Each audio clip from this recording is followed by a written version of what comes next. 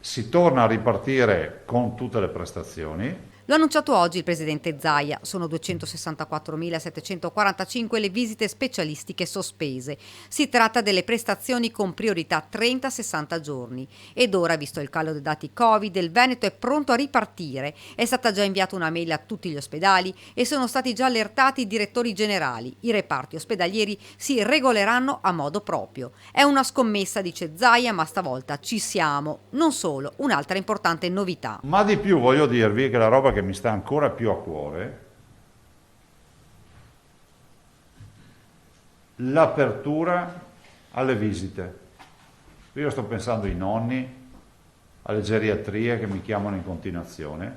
I vaccinati con 3 dosi, con 2 ma guariti dal Covid e coloro che hanno fatto un apposito tampone potranno fare visita al proprio caro nelle varie strutture. Si torna insomma, dice, alla normalità. Poi il presidente è tornato sulla zona bianca, potremo arrivarci tra una decina di giorni. Abbiamo 3 parametri: incidenza, impensabile andare in bianco, in zona bianca con l'incidenza.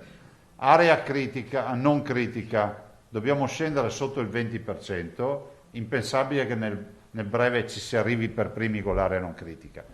Pensabilissimo che noi si possa passare all'area bianca, in zona bianca, tramite le terapie intensive. È innegabile che i numeri della pandemia siano in discesa, continua il governatore, soprattutto per quanto riguarda le curve ospedaliere.